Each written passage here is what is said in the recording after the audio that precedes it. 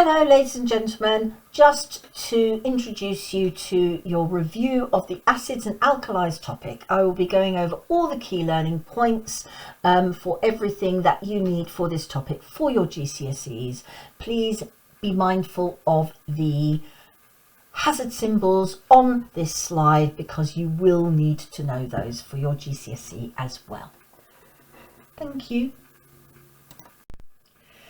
You also need to know the symbols that we use for different states of matter. For a solid, it's an S in brackets. For a liquid, it's an L in brackets. For a gas, it's a G in brackets. And for something in solution, it's AQ to stand for aqueous. And these symbols are always lowercase.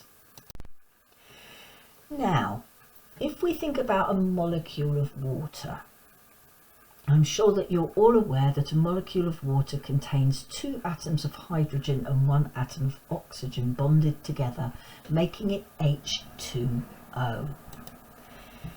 Now, there are a number of different conditions that will result in water splitting up into H plus ions and OH minus ions, and we know that an ion is a charged atom or molecule.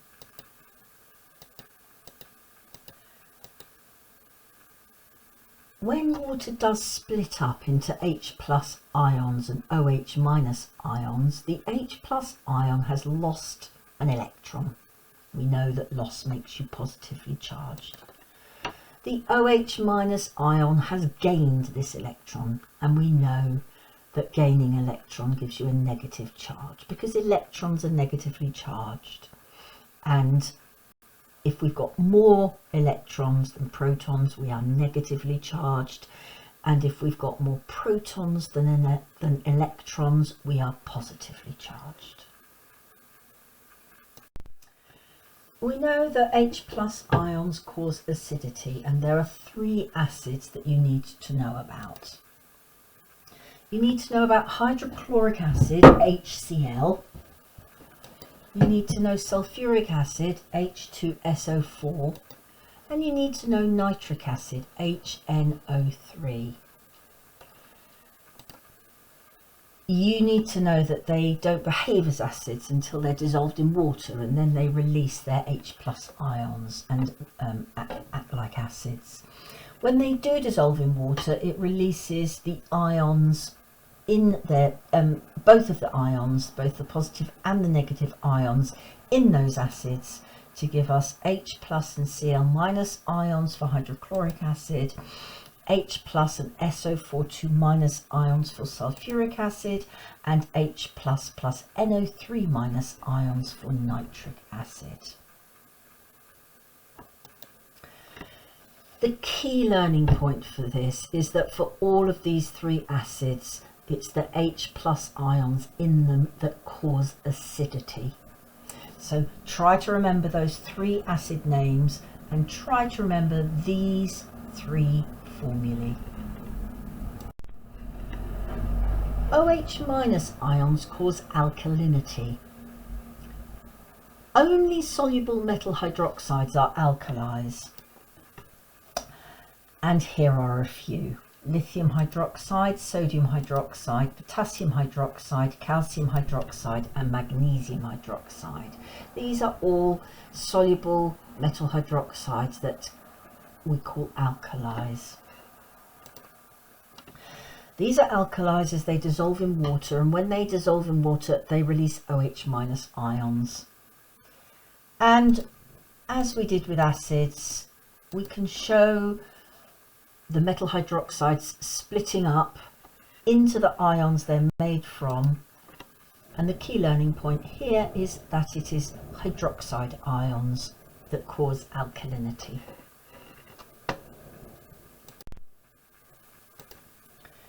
Strong acids and alkalis are really harmful. They can cause severe burns. Weak acids and alkalis are safe and are useful, and they make food and drink sour. Vinegar, lemon juice, that kind of thing, are weak acids. Weak alkalis are used in cleaning materials such as soap, shampoo and toothpaste, so they're safe too.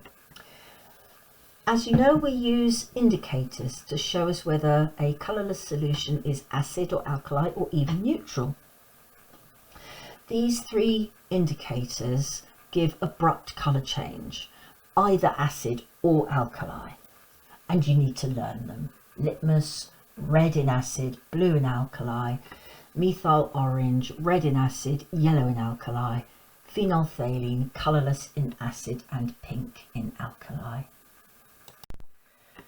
If we want to know how strong or weak an acid or alkali is, then we can use the universal indicator and the pH scale. And you need to know that acidity starts at 0, very strong, goes to 6, weak acid; 7 is neutral, like water; and 8 is a weak alkali, and the alkalis get stronger and stronger till we get to 14, which is super strong. And you need to know the colours that go with the numbers.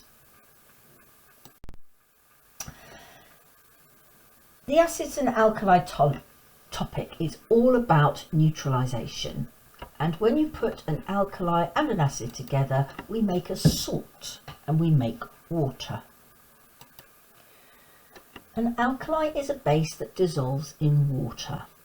For any base, base plus acid also goes to salt plus water. And a salt is a compound formed by the reaction of a base with an acid, and you need to know that both of these reactions are neutralisation reactions. So what's a salt? Well, when a metal reacts with an acid, the metal replaces the hydrogen in the acid and forms a salt.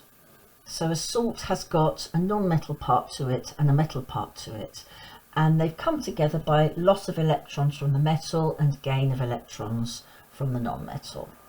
And you can see here we've got sodium metal losing electrons to chlorine gas to form sodium chloride, which is a salt, and it's the salt that you put on your food. So metals and their compounds react with acids to make salts, and a salt is any compound formed by the neutralisation of an acid by a base. So guys, all salts form crystals, all of them, and these crystals are ionic compounds, and because of that they are giant ionic lattices, and they all dissolve in water. We can represent a giant ionic lattice in 2D, like this one for sodium chloride, or in 3D to represent the giant ionic lattice that they form. There are a number of core practicals involved in the acid-alkali topic. And core practical 2 is investigating neutralisation. This is the one where we're taking acid and we're taking calcium hydroxide and we're adding them a bit at a time to see what happens. Universal indicator paper can be used to check the change in pH or a pH meter, and the calcium hydroxide can be measured out using a balance and put into a little weighing boat. For the core practical 2, investigating neutralisation, you may need to write a method. In your methods, you need to be clear about the apparatus you will use and the chemicals that you will use. So measuring cylinder, put acid in it, add it to a beaker, dip a clean glass rod into the contents of the beaker, use the clean glass rod to transfer a drop of liquid to a piece of universal indicator paper on a white tile.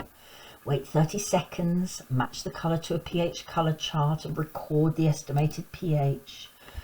Add a level spatula of calcium hydroxide to the beaker, stir thoroughly, estimate and record the pH of the mixture as in step 2.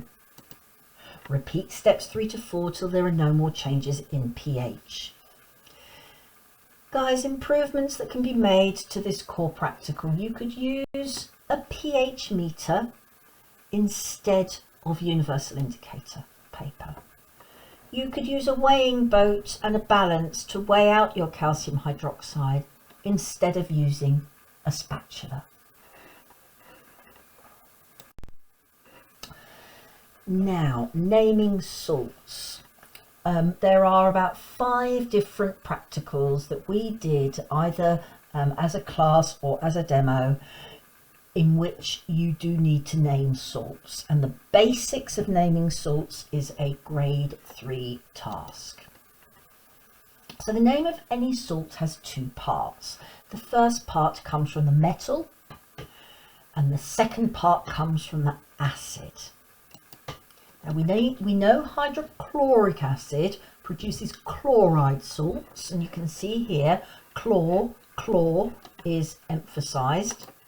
Nitric acid produces nitrate salts, nitr makes nitr, and sulfuric acid produces sulfate salts.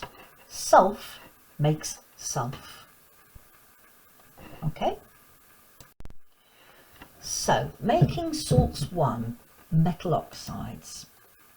Base plus acid goes to salt plus water. In this instance, your base is a metal oxide. Your metal oxide plus your acid will make a salt and water. And in this particular example, we're going to look at the formation of copper sulfate using copper oxide and sulfuric acid. So, the metal in the metal oxide will be the first name of the salt you make. The second name of the salt comes from the acid that we use. So we make copper sulfate and we make water. Now what I'd like you to do, folks, is I'd like you to pause the video and I'd like you to just practice, even if you do it in your head, either in your head or on paper, whichever works for you, practice these word equations and see if you can complete them. Okay, folks, you should have magnesium nitrate and water, calcium sulfate and water, copper chloride and water. The making of copper sulfate is another one of your core practicals, and this is one that everybody did. You took copper oxide powder and you added it to warmed dilute sulfuric acid. You made sure you added it in excess so that all the acid was reacted, and then you filtered out your solid. You then took your filtrate and put it into an evaporating basin. We didn't have time to then half evaporate the water and then leave them to crystallize, but we would have done that if we had had time. You may very well have to write a method for this core practical or a different salt. They might give you different salts, different acids, different oxides, but this would be the method that you would use. So whichever acid you'd be expected to use, you'd put it into a conical flask and warm it in a water bath. Whichever metal oxide powder that you were expected to use, you would put it into the acid and stir it with a glass rod. You would add it to excess, you would filter it to remove the excess, pour the filtrate into an evaporating basin and heat to evaporate half the water, pour the solution into a watch glass and leave to allow all of the water to evaporate, folks. All of the key points are in orange, okay? Those are mark scheme relevant points, okay? Now, another way, just now we made metal salts from metal oxides. You can also make salts from metal hydroxides. If those metal hydroxides happen to be soluble, we're looking at alkali plus acid goes to salt plus water. Okay, and in this instance we're going to look at sodium hydroxide reacting with hydrochloric acid to make sodium chloride and water. Again, the first name comes from the metal in the metal compound. The second name comes from the acid, and we have water. Again, pause the video and see if you can't complete these word equations.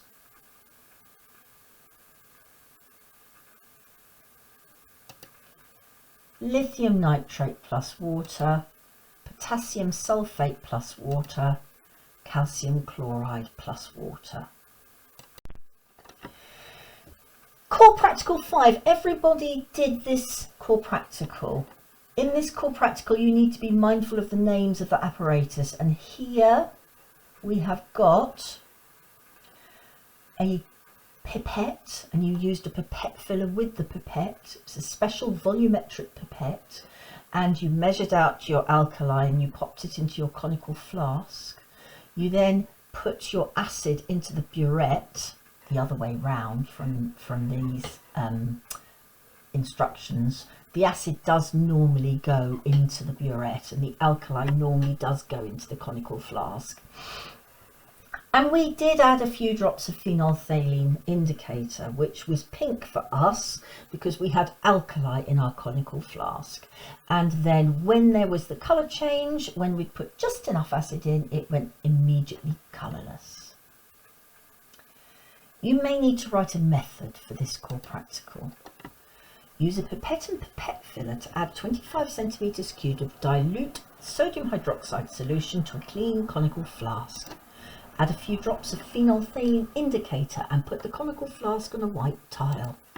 Fill the burette with hydrochloric acid and note the starting volume. Slowly add the acid from the burette to the conical flask, swirling to mix. Stop adding the acid when the end point is reached and the colour first permanently changes from pink to colourless, and note the final volume reading. Repeat steps 1 to 5 until you get what we call concordant results. A concordant result is a volume within 0.1 cm cubed of another value.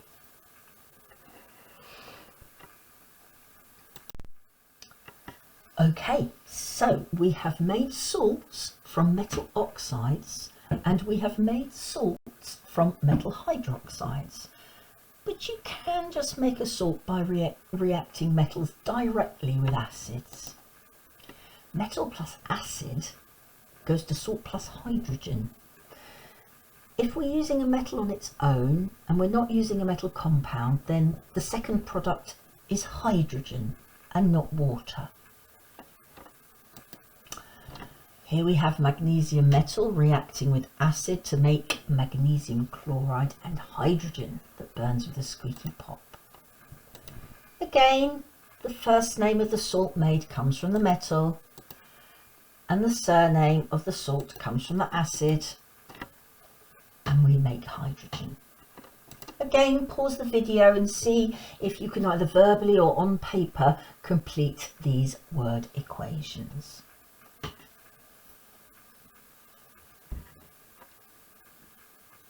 You should have calcium nitrate plus hydrogen, sodium sulfate plus hydrogen, lithium chloride plus hydrogen.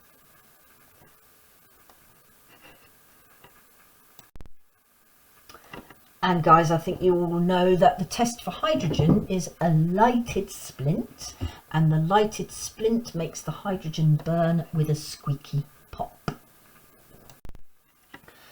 So ladies and gentlemen, we have made salts from metal oxides and acid, from metal hydroxides and acid, from metals and acid, and then we have metal carbonates with acid. So metal carbonate plus acid goes to salt plus water plus carbon dioxide. As soon as you see a carbonate, you know that you're going to make carbon dioxide. Copper carbonate plus hydrochloric acid makes really rather harmful but very pretty copper chloride crystals plus water plus carbon dioxide.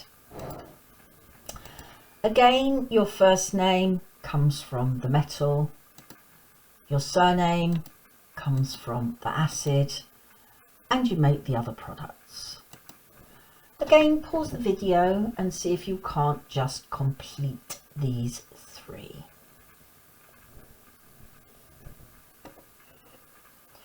you should have got sodium nitrate with water and carbon dioxide, magnesium sulfate plus water plus carbon dioxide, and lithium carbonate plus hydrochloric acid going to lithium chloride plus water plus carbon dioxide.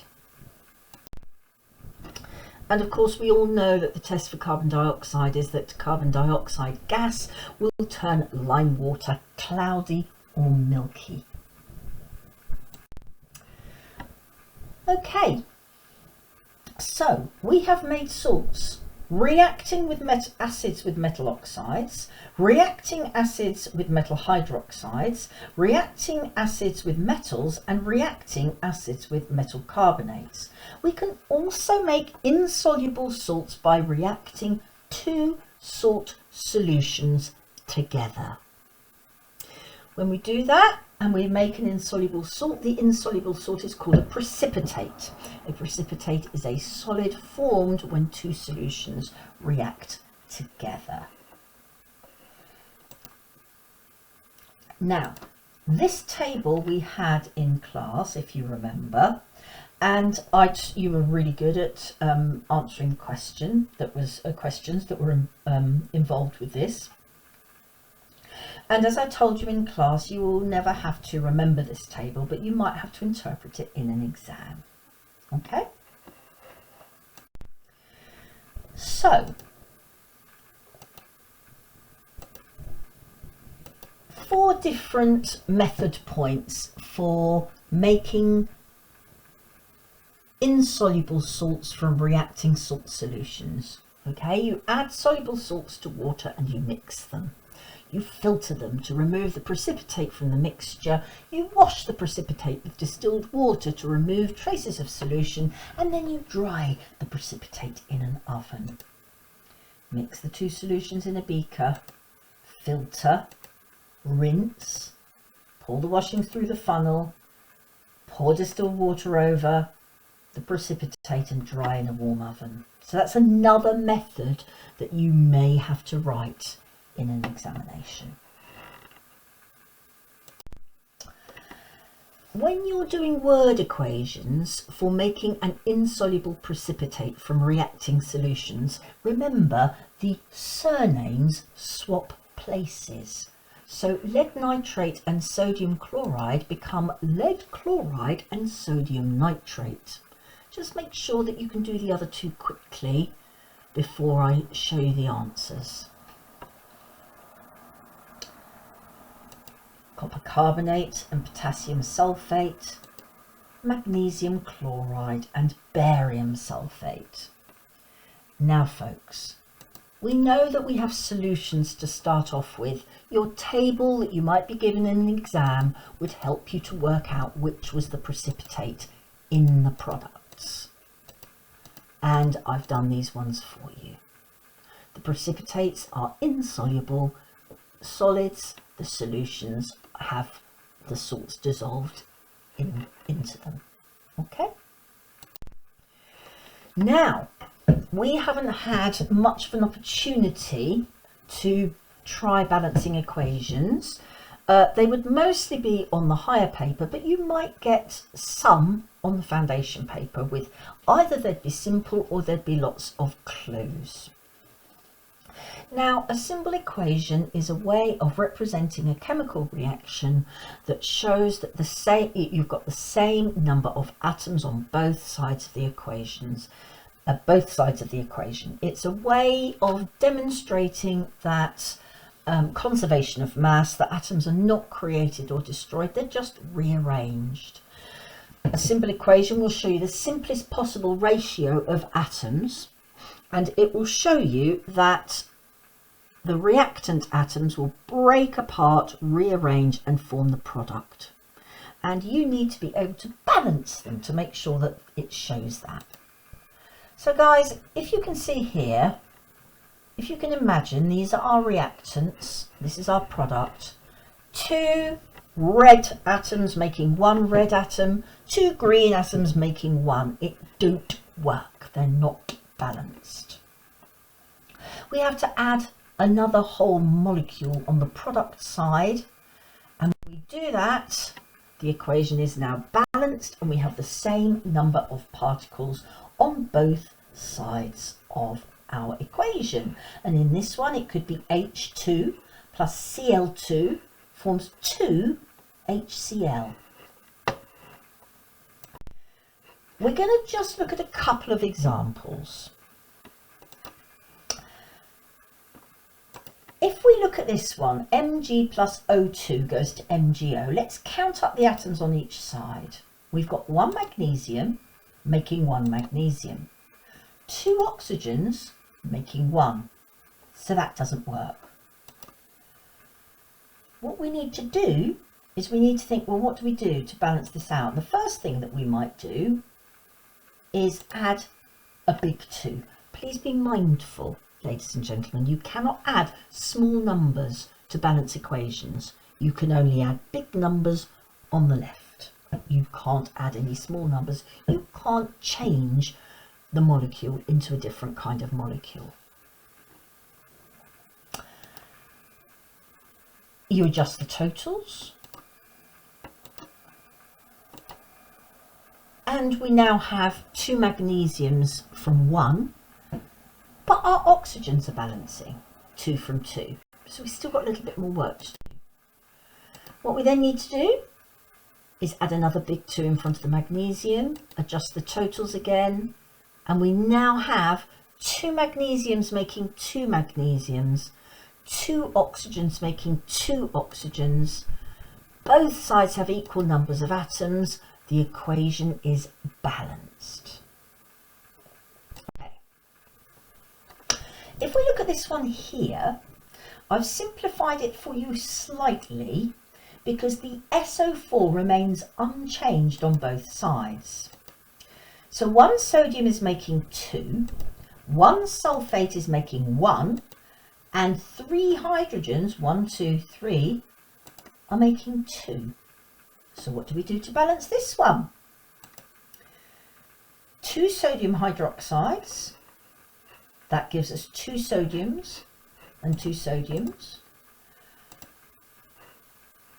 2 H2Os, that's going to give us 4 H's here, and we have 4 H's here, and then of course our SO4s are the same on both sides, so we are now balanced.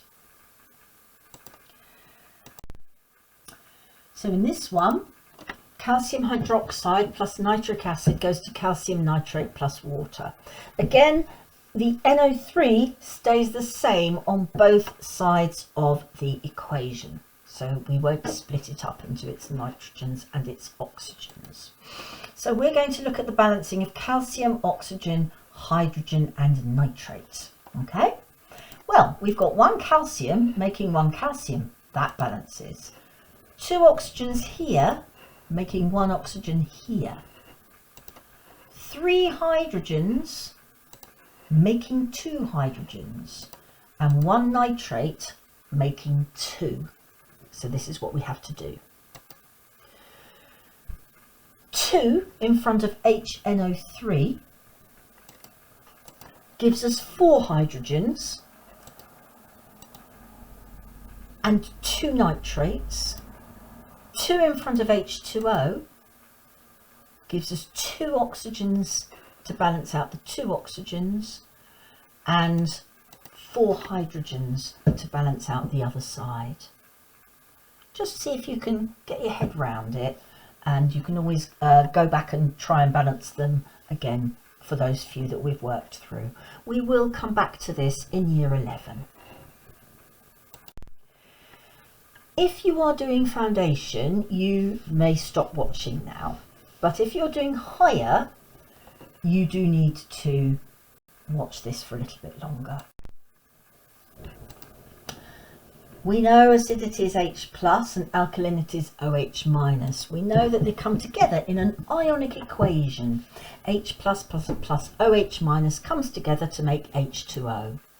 We already know bases neutralize acids to form a salt and water, and this is neutralization. We know that insoluble bases are metal oxides, metal hydroxides and metal carbonates, but some metal hydroxides are soluble and form alkalis. for example, sodium hydroxide and calcium hydroxide. pH, guys, as the pH number increases by 1, the concentration of hydrogen ions decreases by 10. Okay, so strong acids completely ionize or split into their ions in water, whereas weak acids partially ionize or split into their ions in water. So let's think of pH and hydrogen ion concentration. Let's talk this through.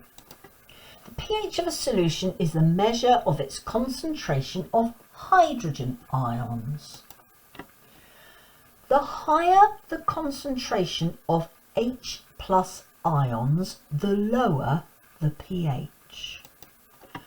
The lower the concentration of H plus ions, the higher the pH. If the hydrogen ion concentration increases by a factor of 10, pH decreases by 1. pH of alkaline solutions. The higher the concentration of OH minus ions in an alkaline solution, the higher the pH. Now, if we look at an example, if we've got 1 gram per dm cubed hydrochloric acid and it has a pH of 1.6, if there's 1 gram per dm cubed and we dilute that by a factor of 10 to 0.1, we decrease the concentration of hydrogen ions. So if we decrease the concentration of hydrogen ions, we're raising the pH. So what's the pH going to do? It's going to increase by 1 from 1.6 to 2.6. So the hydrogen ion concentration decreases by a factor of 10. So the pH increases by 1 from 1.6 to 2.6. Okay guys, we're going to calculate concentration. Our units for concentration are grams per dm cubed, which we write like this. 1 dm cubed is equivalent to 1 litre, which is 1000 cm cubed, or 1000 millilitres, whichever you prefer. Your volumes will be given to you hopefully in dm cubed, but if they're not and they're given to you in cm cubed, you have to divide that volume by 1000 and always convert your cm cubed to dm cubed in your calculations. This is the equation triangle, mass over concentration times volume. And you should know that concentration equals mass divided by volume. Mass equals concentration times volume, and volume equals mass divided by concentration. So, if we're going to look at a few examples, calculate the concentration in grams per dm cubed of these solutions. Well, we're just literally going to do concentration is mass divided by volume. Nice and straightforward for the first one. Nice and straightforward for the second one. One key point is always to give your answer to the same number of decimal places as is in the question. Turn your cm cubed to dm cubed before you do your calculations.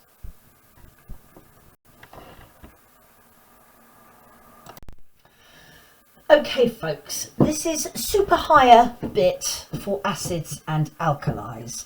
It is above grade 6, a lot of it, and you can, if you're going to do higher, you might want to watch it and have a go at trying to understand it. You may or may not understand it. It's something that we will revisit, but if you are going for a grade above 6, you might just want to take a look. Okay? It's not that scary, honestly, I promise you. So guys, from the electrolysis topic, you know that oxidation is loss of electrons and reduction is gain of electrons. We're going to look at what's called ionic equations. Now, if we start off with a word equation, this is metal plus acid goes to metal, salt plus hydrogen, you can see Magnesium metal reacts with sulfuric acid to make magnesium sulfate and hydrogen. We can put that into a symbol equation. And when we put it into a symbol equation, we can see our reacting atoms. But what we can't see is what's happening to our electrons in the chemical reaction. Ionic equations allow us to see what happens to electrons. So an ionic equation does what we call ignores the spectator ions. You can see here that you've got the sulfate ions in red. They're called the spectator ions because they are unchanged from one side of the equation to the other. If we take them away, we will reveal what happens to electrons in this chemical reaction. Take away the sulfate ions and you can see that magnesium atoms react with hydrogen ions to make magnesium ions and hydrogen molecules. We can break that down even further to show that the magnesium is oxidized by losing electrons and the hydrogen is reduced by gaining electrons. And we can break that down even further by showing what's called a redox reaction. The half equation, the magnesium breaks up to form a magnesium ion and 2 electrons. The hydrogen ions come together with 2 electrons to form hydrogen molecules. So let's break that up and go through that in even more detail. So here is our word equation, which is grade 3. Here is our symbol equation, which is grade 5 to 7. And here is an atom diagram to represent what is happening. We've got magnesium atoms with sulfuric acid molecules, magnesium sulfate molecules and hydrogen molecules, and everything is going to rearrange because it's a chemical reaction. In our ionic equation, which is above grade 7, you can see that we've taken the sulfate away, which has revealed magnesium atoms, hydrogen ions, becoming magnesium ions and hydrogen molecules. And you can see the atom diagram for that. You can see electrons move from magnesium to hydrogen, turning magnesium atoms into ions and hydrogen ions into molecules. The magnesium is oxidized by losing electrons. The hydrogen is reduced by gaining those lost electrons. Here is the half equation. Magnesium becomes magnesium ions plus 2 electrons. There's an atom diagram to show that. And here we have got hydrogen ions coming together with electrons to give hydrogen molecules, and there is an atom diagram to show that one. We will need to do some work practicing our ionic equations in year 11 for those pursuing the higher paper. You don't need to have anything to do with it if you're not doing the higher paper. But it's only a few marks on a paper, and if it's something that you don't really understand, you're still going to be able to get a really good grade. Now let's just have a quick look at a task that I have done with previous students. So here we have got balanced symbol equations and word equations, and the spectator ions are going to be the ones that remain unchanged on either side of the equation. And in class I would get students to highlight them, and the highlighting has been done for you. Okay, once I've got them to highlight the spectator ions, I would then get them to remove the spectator ions. And when they remove the spectator ions, they will reveal the ionic equation beneath. So we have removed the sulfate to reveal this ionic equation. We have removed the magnesium and the chloride to reveal this ionic equation. You've seen that one before. This removes the sodium. This removes the nitrate and the ammonium. This one removes the sulfate, and this one removes the sulfate and the ammonium, and this one removes the aluminium and the nitrate. Now, if this has totally befuddled you, please don't worry. Okay, it's something we will return to in due course for those people who wish to get a grade above 6 in their chemistry exams to boost their overall combined science grade. Okay, so please don't worry about it, and I think that's it. One more click to check.